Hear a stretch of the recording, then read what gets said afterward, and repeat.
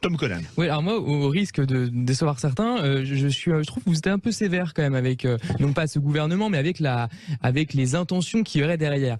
Moi, je déplore énormément d'aspects de la politique sanitaire depuis le début, mais pour autant, moi, je veux pas un grand cynisme, parce que je pense qu'avec le pass vaccinal, c'était déjà le cas avec le pass sanitaire dans une moindre mesure, mais là, c'est encore plus net, Macron a tout à perdre. Il a tout à perdre. Et donc, s'il le fait, on peut justement espérer que c'est pour des bonnes raisons, des raisons qui sont strictement sanitaires et pas forcément politiciennes, ou en tout cas pas exclusivement politiciennes. Premier point.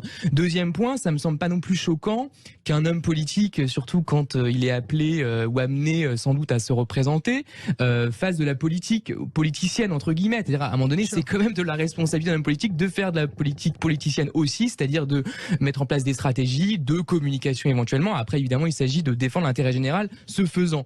Daniel Obono qui va répondre, même si Françoise Pardon, Daniel.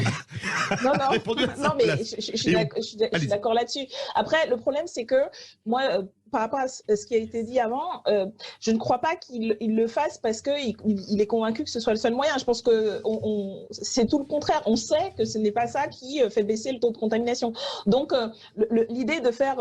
il est président de la République, il fait de la politique. Pour moi, c'est pas ça le problème. Pour moi, c'est de le faire pas sur les bases pour protéger la population, parce qu'il ne s'agit pas de ça. Et c'est là où c'est une faute politique de mon point de vue, au-delà du cynisme et du fait qu'il est en campagne. Ben oui, il est en campagne. Mais encore faudrait-il qu'il assume de mettre dans le débat de la campagne son bilan. Et le problème, c'est que ce bilan, en termes sanitaires, est, de mon point de vue, très négatif. Et donc, plutôt que d'assumer, de mettre dans le débat son bilan en disant, voilà, vous voyez, même en sortant les chiffres du taux de vaccination, parce qu'il y a une vaccination ultra majoritaire de la population. La contrainte déguisée a marché de ce point de vue-là.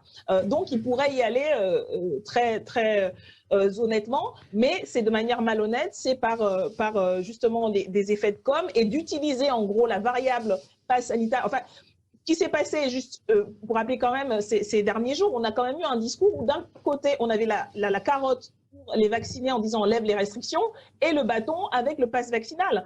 Ça n'a absolument rien à voir avec la protection de la population ou quoi que ce soit. C'était purement électoraliste. Et je pense que là, ce n'est pas dans le sens de l'intérêt général.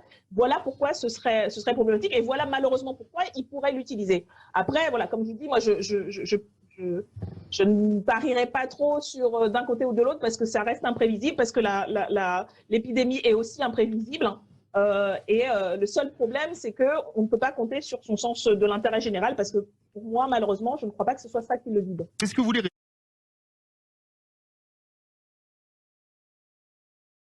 répondre à Richard de Toulouse? Alors d'un point de vue scientifique, dire que si jamais il y a des problèmes après d'avoir une cohorte de non-vaccinés, ça permettra de servir de test. Mais c'est vrai que quand vous lisez la fiche qu'il y a, vous avez une dosée, deux dosées, pas de dose. C'est un peu complexe. Vous voyez, on est au moins deux à avoir fait notre coming out en disant qu'on n'avait pas tout compris. Je sais pas vous, mais bon. Non, mais écoutez, moi, voilà, je suis les consignes, je me suis vaccinée avec des nouvelles, des rappels quand il semble qu'il faille le faire. Mais sur l'aspect sanitaire, je ne sais pas si ça peut faire un échantillon de comparaison. Par contre, de fait, même quand il y a une vaccination obligatoire, il y a toujours un faible pourcentage résiduel de personnes qui sont non vaccinées. Donc, de fait, l'idée qu'on arrivera à 100% de la population vaccinée n'est pas possible. Ça n'existe pas, en fait, même quand c'est obligatoire. Donc, il y a déjà cet aspect-là. Moi, je pense que ce que vous dites là, par contre, pointe le fait qu'on risque d'avoir un sacré embouteillage. C'est ce que j'évoquais tout à l'heure. C'est-à-dire qu'on a un fort taux de primo-vaccinés, mais quand on voit sur le nombre de deuxième dose, voire de rappel, on tombe très vite en termes de pourcentage. Et donc, on risque d'avoir, en plus du fait que personne ne comprend exactement quand, où, quoi, on risque d'avoir un gros goulot d'étranglement sur le fait que, pour éviter d'avoir son pass désactivé.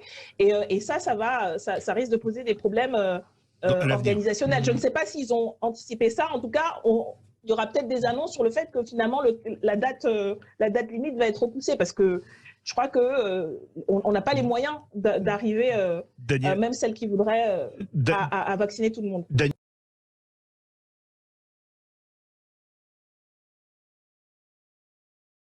Un mot, mais en 20 secondes, Daniel Obono. En 20 secondes, je voulais juste rappeler qu'on en est toujours dans une situation où à l'échelle de la planète, moins de 50% des gens sont vaccinés. Et donc, on risque de retrouver à nouveau la question des doses de rappel, etc. L'OMS dit, tant qu'on n'a pas vacciné suffisamment 60% de la population mondiale, ça sert à rien de faire des rappels, etc. Et donc ça, si on parle du vaccin et de la nécessité de vaccin, c'est ça qu'il faut adresser. Emmanuel Macron a le pouvoir, là, en tant que président du Conseil, de mener cette bataille-là, parce que c'est l'Union européenne notamment qui bloque. Je rappelle que c'est de la recherche publique qui a financé le vaccin qu'on dit Pfizer, mais qui n'est pas Pfizer, qui est un vaccin européen. Et donc, s'il était vraiment conséquent, il mènerait cette bataille-là pour la levée des brevets. C'est Pfizer-BioNTech. Voilà. Elle a raison. Merci beaucoup, Daniel Obono, député LFI de Paris. Verdict sur Twitter. Le pass vaccinal est-il la dernière étape avant la vaccination obligatoire? Vous êtes 57,3% à dire oui.